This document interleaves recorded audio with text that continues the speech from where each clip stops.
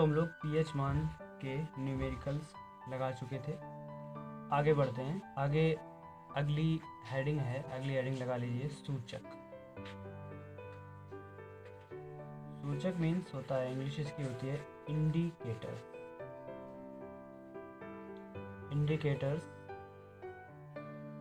Indicator वो गाड़ी वाला इंडिकेटर नहीं है, ये इंडिकेटर सूचक अम्ल, क्षार और लवण वाला है। अब सूचक क्या होता है? सूचक बेसिकली अम्ल और क्षार की प्रकृति को बताने के लिए इसका प्रयोग किया जाता है। ये कुछ विलयन होते हैं, कुछ पेपर होते हैं, जैसे कि लिटमस पेपर से बताया जाता है कि दिया गया विलयन हमारा अम्लीय है या क्षारीय है। तो सूचक की परिभाषा लिख लीजिए, डेफिनेशन क्या होती है इसकी। लिखिए, सूचक वे पदार्थ हैं जिनका अम्लीय विलयन में एक रंग तथा क्षारीय विलयन में दूसरा रंग होता है, सूचक कहलाते हैं। अब अम्लीय विलयन में एक रंग तथा क्षारीय विलयन में दूसरा रंग होता है, ठीक है। तो जो जैसे कि लिटमस पेपर एग्जाम्पल इसका लिखिए सूचक का एग्जाम्पल होता है मेथिल ऑरेंज, लिटमस पेपर और फिनोल्फ्थलीन। तो मेथिल ऑरेंज जो होता है और जो लिटमस है और फिनोल्फ्थलीन, ये तीन होते हैं। इन तीनों से ही विलयन को हमें पता करना होता है कि ये अम्लीय है या क्षारीय है। अब लिटमस पेपर होता है, लिटमस पेपर के ऊपर कोई सॉल्यूशन हम डाल दें, डालने पर यदि वह नीले से लाल हो जाता है तो दिया गया विलयन अम्लीय होता है, और यदि लाल से नीला हो जाए तो दिया गया विलयन क्षारीय होता है। तो ये सूचक का मेन वर्क होता है। हम लोग सूचक का प्रयोग इसलिए करते हैं ताकि बता सकें कि दिया गया विलयन हमारा अम्लीय है या क्षारीय है। तो ये सूचक हो गया। नेक्स्ट, इसके बाद अगला टॉपिक है आपका उदासीनीकरण अभिक्रिया या उदासीनीकरण केवल। तो नेक्स्ट हेडिंग लगा लीजिए उदासीनीकरण। उदासीनीकरण क्या होता है? उदासीनीकरण अम्ल और क्षार के जो रासायनिक गुण थे उसमें हमने बताया था उदासीनीकरण क्या होता है। अम्ल व क्षार की परस्पर क्रिया को उदासीनीकरण अभिक्रिया कहते हैं। अम्ल और क्षार जब परस्पर क्रिया करते हैं तो वो दोनों ही एक दूसरे के प्रभाव को नष्ट कर देते हैं। जैसे कि एग्जाम्पल के तौर पर अगर हम देखें तो गर्म जल और ठंडा जल दोनों को अगर हम आपस में मिलाएं तो जल जो है ना ही गर्म रहता है ना ही ठंडा रहता है, मतलब सामान्य हो जाता है। तो इसी प्रकार से अगर कोई अम्लीय विलयन है उसको क्षारीय विलयन में मिलाएंगे तो वो दोनों ही एक दूसरे के प्रभाव को नष्ट कर देते हैं। इसका एग्जाम्पल लिख लीजिए NaOH। ये क्या है? OH माइनस इसमें आया तो ये क्या होता है? क्षार और HCl। Na धातु है, इसके ऊपर प्लस चार्ज और OH पर negative charge, H plus Cl पर माइनस। तो OH किससे क्रिया करेगा? H से, तो क्या बन जाएगा? जल बन जाएगा। और Na किससे क्रिया करेगा? Cl से, तो क्या बन जाएगा? NaCl, यानी लवण और जल। अम्ल और क्षार की परस्पर क्रिया से लवण और जल बनते हैं। तो ये हो जाएगा इसमें उदासीनीकरण अभिक्रिया इस तरह से पूरी हो जाएगी। अगला टॉपिक है आपका, अगला topic sodium hydroxide. Sodium hydroxide आपको पढ़ना है, सोडियम हाइड्रोक्साइड के बनाने की विधि और इसका कहाँ कहाँ पर उपयोग होता है। तो हेडिंग लगा लीजिए सोडियम हाइड्रोक्साइड। सोडियम हाइड्रोक्साइड, अब लिखिए सोडियम हाइड्रोक्साइड का फॉर्मूला क्या होता है? NaOH, ये इसका फार्मूला होता है। अब इसके बाद हेडिंग लगा लीजिए बनाने की विधि। कैसे बनाया जाता है सोडियम हाइड्रोक्साइड को? लिखिए सोडियम क्लोराइड के जलीय विलयन में विद्युत प्रवाहित करने पर सोडियम हाइड्रोक्साइड क्लोरीन और जल प्राप्त होता है। तो सोडियम क्लोराइड के जलीय विलयन में सोडियम क्लोराइड क्या होता है? NaCl प्लस जलीय विलयन में यानी H2O में क्या प्रवाहित कर दें? सोडियम क्लोराइड में जल प्रवाहित कर दें तो हमें क्या क्या प्राप्त होता है? Caustic soda. कास्टिक सोडा को बच्चों सोडियम हाइड्रोक्साइड कहते हैं। तो NaOH प्लस में क्लोरीन गैस भी मिलती है। और जो ये NaCl लिया जाता है ये 2 यूनिट लिया जाता है, 2 NaCl लिए जाते हैं। क्लोरीन गैस प्राप्त होती है और साथ में हाइड्रोजन गैस भी प्राप्त होती है। तो ये सोडियम हाइड्रोक्साइड या कास्टिक सोडा बन गया। कास्टिक पोटास का भी फॉर्मूला लिख लीजिए। कास्टिक पोटास का फॉर्मूला क्या होता है, KOH, और इसका रासायनिक नाम क्या होगा, पोटेशियम हाइड्रोक्साइड। तो ये कास्टिक पोटास का फॉर्मूला होता है। अब हेडिंग लगा लीजिए, सोडियम हाइड्रोक्साइड के उपयोग, कहाँ पर इसका उपयोग किया जाता है। तो नंबर 1 लिखिए, धातुओं से ग्रीस हटाने के लिए, साबुन तथा अपमार्जक बनाने के लिए, कागज और फाइबर उद्योगों में। और नंबर 4 लिखेंगे, वनस्पति तेल से वनस्पति घी बनाने में। और नंबर 5, क्लोरीन पीने के जल और स्विमिंग पूल में कीटाणुनाशक के रूप में। और अगला नंबर, PVC और प्लास्टिक के बनाने में प्रयोग किया जाता है। तो इस तरह से sodium hydroxide topic finish. Next heading डालिए, धावन सोडा, वॉशिंग सोडा। बच्चों, अगर आपको लग रहा है कि हम जल्दी जल्दी पढ़ा रहे हैं तो वीडियो को रोक रोक करके आप लिख लीजिए इसको, और रिएक्शन जो भी समझाने वाली होगी वो हम कॉपी पर ज़रूर से समझाएंगे। तो नेक्स्ट टॉपिक लगा लीजिए, धावन सोडा। धावन सोडा को क्या कहते हैं, इंग्लिश में धावन सोडा को कहा जाता है वॉशिंग सोडा, धावन सोडा। अब इसका रासायनिक सूत्र लिखिए। रासायनिक सूत्र धावन सोडा का होता है Na2CO3.10H2O, यानी सोडियम कार्बोनेट और 10 जल। अब इसका अणुभार निकाल लेते हैं। अणुभार कैसे निकाला जाता है, अणुभार, अणुभार मतलब इसमें क्या कितना है। जैसे सोडियम के अणु कितने हैं, 2, तो 2 गुणा सोडियम प्लस कार्बन 1 है तो कार्बन। ऑक्सीजन कितने हैं, 3, तो 3O प्लस H2O कितने हैं, 10, और गुणा क्या लिख लेंगे, H2O। सोडियम, एक सोडियम का 23 होता है तो 2 का गुणा कर देंगे तो 46 हो जाएगा। कार्बन का 12 होता है, ऑक्सीजन का 16 होता है तो 3 ऑक्सीजन है तो कितना हो जाएगा, 48 हो जाएगा। एक जल का 18 होता है तो पूरे का कितना हो जाएगा, 180, 18 दाम 180। अब इन सबको जोड़ दीजिए, तो जोड़ने पर ये टोटल आ जाएगा 286, 286। तो सोडियम कार्बोनेट और 10 जल, ये है क्या, धावन सोडा। इसका रासायनिक नाम भी लिख लीजिए। रासायनिक नाम इसका होता है सोडियम कार्बोनेट। 10 जल हैं तो 10 को हम लोग केमिकल में कहते हैं डेका, तो इसको कहा जाएगा डेका, और जल को कह देते हैं हाइड्रेट। तो सोडियम कार्बोनेट डेका हाइड्रेट, तो ये इसका फॉर्मूला हो जाएगा। अब लिखिए बनाने की विधि, प्रयोगशाला विधि। तो इसमें लिखिए, प्रयोगशाला में सोडियम कार्बोनेट बनाने के लिए कास्टिक सोडा विलयन में कार्बन डाइऑक्साइड गैस प्रवाहित कर देते हैं तो हमें सोडियम कार्बोनेट प्राप्त हो जाता है। कास्टिक सोडा क्या होता है, NaOH, और इसमें क्या प्रवाहित कर दें, कार्बन डाइऑक्साइड गैस प्रवाहित कर दें तो क्या प्राप्त हो जाता है, सोडियम कार्बोनेट Na2CO3 प्लस में जल। इसमें जो कास्टिक सोडा की यूनिट होती है NaOH की, ये 2 यूनिट लिया जाता है। अब इसमें 2 Na है तो Na, इसको इस तरह से समझिए, 2 Na और इसमें OH कितने जुड़े हैं, 2 OH जुड़े हैं, 2 Na से 2 OH जुड़े हैं। प्लस प्लस में क्या है, CO2, तो CO2 यहीं कहीं लिख लीजिए, CO2। रसायन विज्ञान में जब कभी एक ही तत्व से 2 OH जुड़े हों, यानी सोडियम सोडियम से 2 OH जुड़े हैं, तो इससे एक जल का अणु निकल जाता है। एक जल का अणु क्या है, HOH, यानी कि H2O इससे बाहर हो जाता है, जो कि यहाँ लिख दिया गया है। और बचा क्या है, Na बचा है, और क्या बचा है, एक यहाँ ऑक्सीजन बची। ये ऑक्सीजन कहाँ जुड़ेगी, इस ऑक्सीजन से, तो क्या हो जाएगा CO3, और Na 2 है तो इसको क्या लिख देंगे, Na2CO3 प्लस जल। तो ये सोडियम कार्बोनेट प्राप्त हो गया। तो सोडियम कार्बोनेट प्राप्त कर लिया हमने। अब इसी विलयन को, ये जो पूरा राइट हैंड है, यानी कि इसको कहते हैं प्रोडक्ट और इसको कहते हैं रिएजेंट, इंग्लिश में कहते हैं अभिकारक और इसको कहते हैं उत्पाद।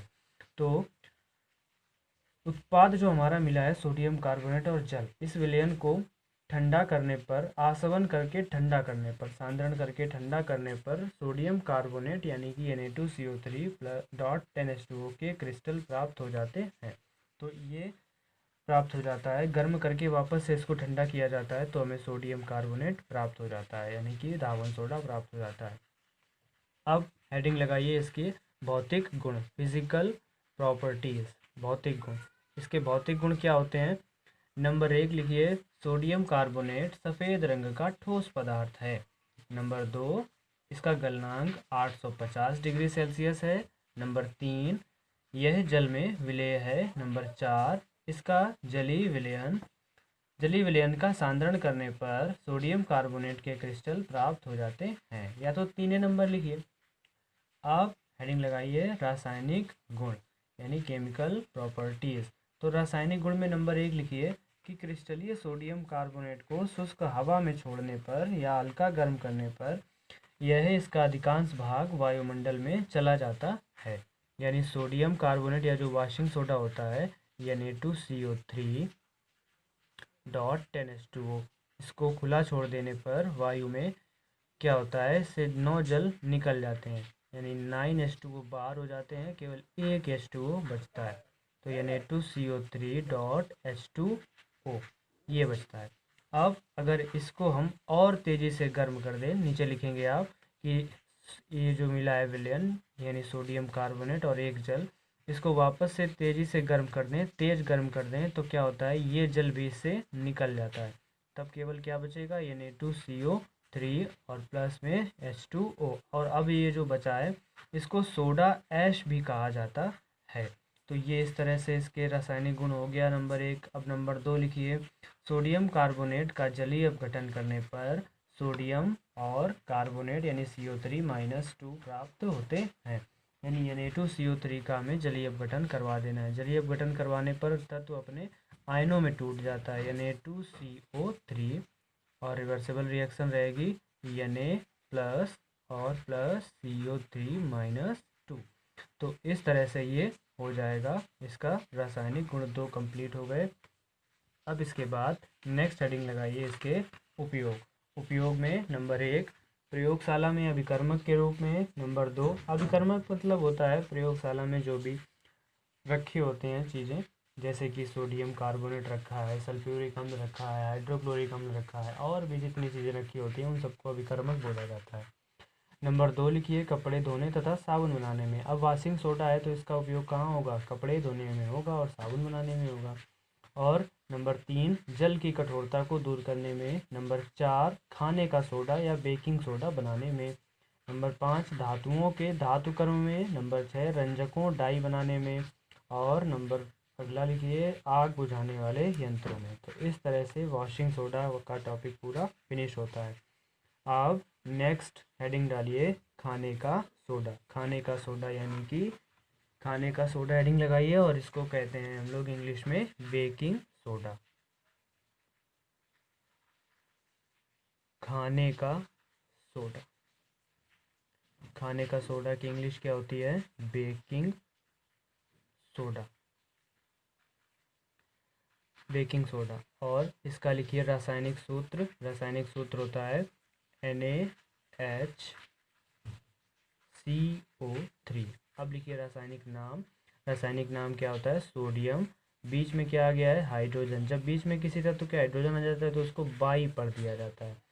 और ये क्या है, CO3 कार्बोनेट, तो इसका नाम क्या हो जाएगा, सोडियम बाई कार्बोनेट, ये इसका नाम हो जाएगा। रासायनिक नाम सोडियम बाई कार्बोनेट। और अणुसूत्र यानी कि सूत्र क्या होगा, रासायनिक सूत्र NaHCO3। अब इसके बाद हेडिंग लगाइए बनाने की प्रयोगशाला विधि। चाहे तो इसका अणुभार भी निकाल लीजिए आप, ये आप कमेंट बॉक्स में बताएंगे कि इसका अणुभार निकालने पर कितना आता है। तो बनाने की विधि, अब हेडिंग लगाइए बनाने की विधि। बनाने की विधि कैसे बनाया जाता है इसको लिखिए। प्रयोगशाला में सोडियम बाइकार्बोनेट को सोडियम कार्बोनेट के जलीय विलयन में कार्बन डाइऑक्साइड यानी कि CO2 गैस प्रवाहित करके बनाया जाता है।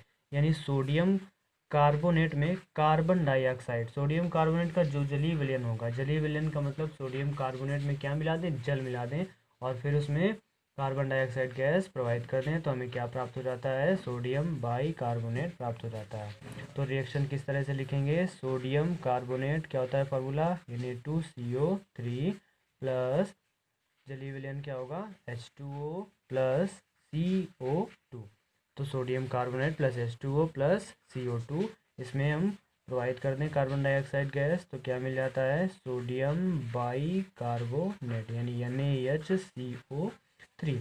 अब देखिए क्या बैलेंस करने की आवश्यकता है, सोडियम कितने इधर 2 और इधर कितने हैं 1, यहाँ 2 कर दो।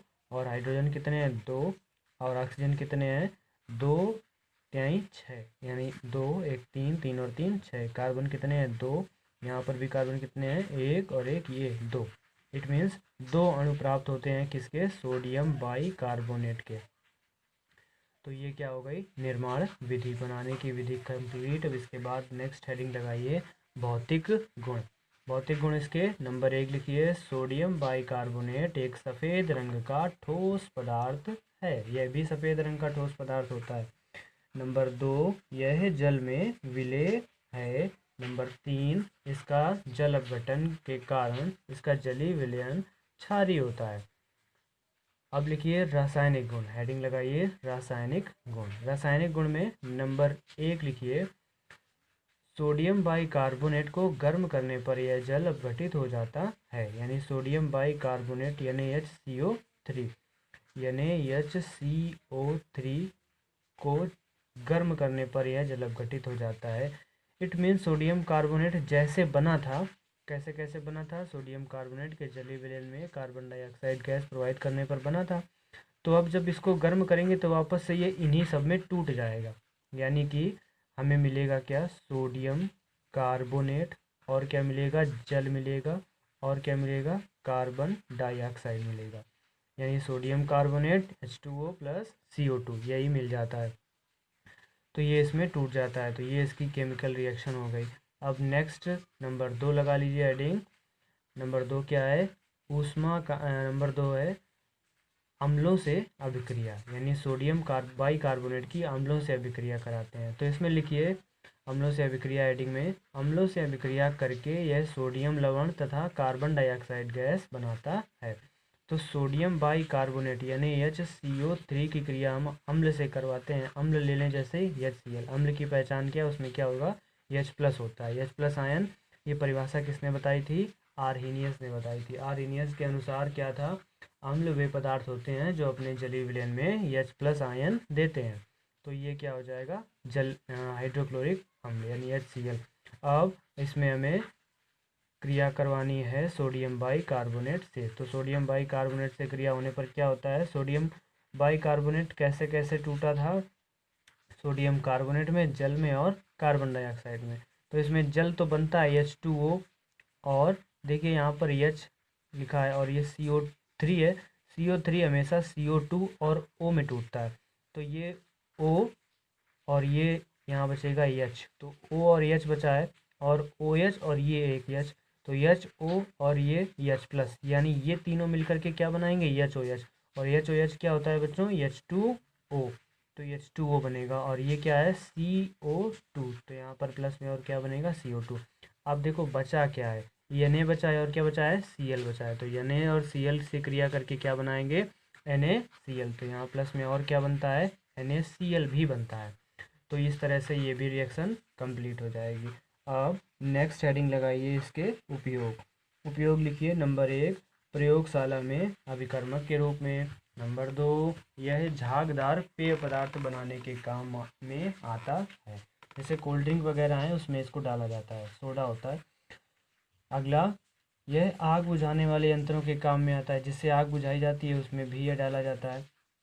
नंबर 4, कच्चे दूध में मिलाने पर दूध देर तक नहीं फटता है। कच्चे दूध में ये पाउडर अगर सोडा मिला दें तो दूध जो है वो देर तक नहीं फटता है, तो इसको मिलाया जाता है उसमें।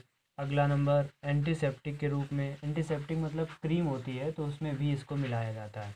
अगला नंबर, पेट की अम्लता को दूर करने में, मतलब पेट में जो एसिडिटी गैस हो जाती है उसमें भी सोडा मिलाया जाता है। जैसे इनो है, वही इनो काम शुरू सिर्फ 6 सेकेंडों में। तो इनो में भी इसको मिलाया जाता है। क्या मिलाया जाता है, बेकिंग सोडा। तो अब अगला नंबर, ब्रेड बनाने में। ब्रेड तो आप सब खाते भी होंगे, तो ब्रेड बनाने में भी इसका उपयोग किया जाता है, सोडा से ही प्रयोग किया जाता है। तो इस तरह से बेकिंग सोडा टॉपिक भी पूरा फिनिश हो गया। तो बच्चों इस वीडियो में इतना ही, वीडियो बहुत लंबा हो गया है। अगर ये वीडियो आपको अच्छा लगता है तो वीडियो को, अगर अभी तक लाइक नहीं किया है तो वीडियो को लाइक ज़रूर कर दें, और कमेंट बॉक्स में ज़रूर बताएं कि वीडियो कैसा लगता है आपको। और इस वीडियो को शेयर करना ना भूलें। सोशल मीडिया ग्रुप में, फेसबुक में, व्हाट्सएप में, जहाँ तक भी आप शेयर कर सकते हैं, आपके जो भी फ्रेंड्स वगैरह हैं उनको ज़रूर बताएं। ओके, थैंक यू, मिलते हैं नेक्स्ट वीडियो में।